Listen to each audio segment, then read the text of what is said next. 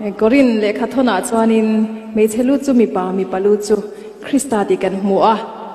hei chalai hunani awangin tlemin like deuh hlek pawni sela poi lovin ka sia Sunday school lo om dona tlem chon in thlashun om deuh ma sela he thu hi ka soidu ani me chelu chu mi pa ni a mi palu chu Krista ni a mi pa lu a Krista wan kan ni lo chuanin kan nupuite emo kan ngai zong te emo kan nupui tur te emo pokhan kan thun oi kha basic lo ula mi pa inati tur chu Krista lua vonania chu wangin Krista lua I von lo chuan nangma lu avon tu tur chen avon thei big mi alo che chu Christian chung kwa pathian ina adin dan le Bible inject a hierarchy ani a indot dan ani mi pa hi anlal hle maya adikrenga amai ro chu mi pa invon tur dik avon loe ro chon chung kwa hi kandar noi mai ni chu wang chuanin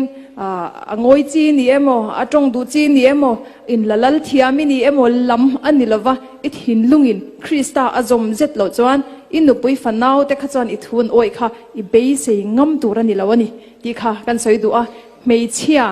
in mi pa kan he chu thiang lova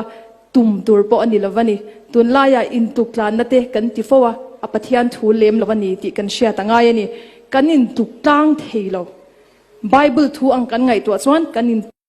theilowani chuti rual ero chuan mei chia chu Genesis a kan hmu chuan Adam makha engwangin nge mei chia pe kan ti chuan akopui omi ama chan pui tu tur atini Bible in mei chia ti mi pa te pasalte ani chu bikin kan pasalte until ti ang support te an rong bol na konga zu in ro wati lamani lo nya ka soi tum chu Christian chung ko chungchang ani ka soi chu tiang tura until ti va support te a chen chu rong bol na an kala ngai thiam theilo nu ber tum reng mai pa ti an hot lai deuh chuma lo ti ngong mai lukham le lama bangkil hoi tlata lo mu te po kanom chinang karing tlata ni he himo karing tlata ni ti ching kanomang ti reng lo turani mi chian kan ti tur chu mi pa he kan support turani a kan dom kang turani kan ro puyania an ma ni chan pui tu tur zo kan nia kan chan pui lawa kan thu kan om ve a lua kan om tum chuan om kan tum chuan Bible ina me chelu chu mi pa ati kha kan zom don lawa kan fa ten thun oi thei don lawani chu poimo ema fa te nun kong dika kan zo tir du chuan pa berin Krista lua ani angaya nu berin kan pasalte lua kan neanga pasalte lua kan ne chuan Krista kan lo zom reng to mai lo ni don ani chu thu chu kan shia chiana poimo a tlema inti thula mani lo in lak pa lamani lova in enge moni thok chuak tu ti lampo ni lem lovani chu pathian thua chon chu a hierarchy kan zom turania kan zom fu lo chuan adik theidon lovani hei hi chalai ten kan shat fu chuan kan ram hi Christian chung ko tha a kan lapiang deuh diwang Christian chung ko hei ai tam hi kan ladin don ani ti kha kan sha da poimo in ka sia a chu kan tar lang vele lok du ni chu pathian ro puinan kan run lo moila ti la ron sang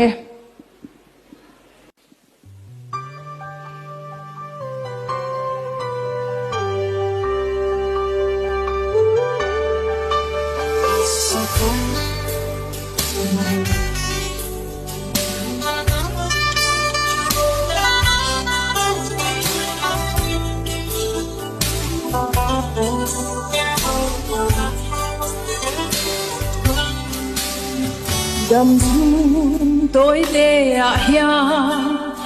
hey hi bồi mồ bể y xoang in to em in chung qua in đam em mùa na chẳng thể na nắng lệ chung để chung chăn đắm lòng a xoay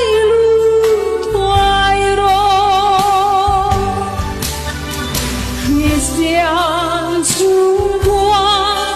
lang pa chen la chu cùng khói nan hin lo an xoay về lại lâu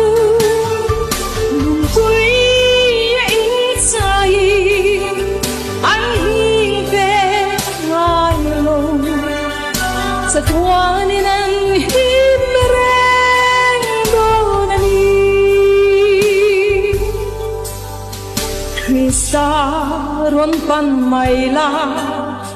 thil dang angai to lo lim mang izon te chu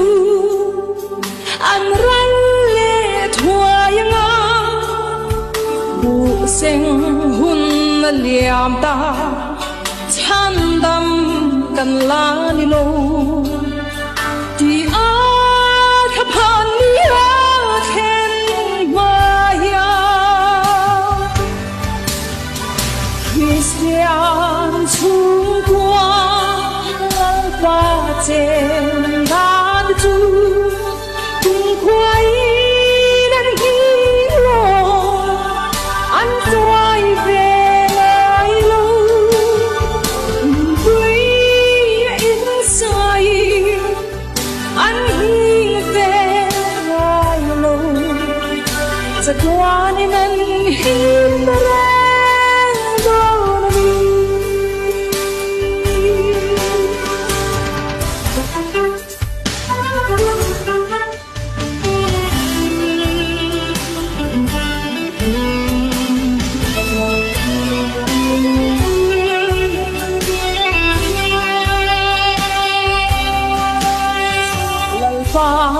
nắng tel lâu xua xuống qua lim thề lâu lim mang cái mang đi lâu râu chung lệ san la đê bel ta sunang e hi thil dang ngai lo ve isu nangin kanuru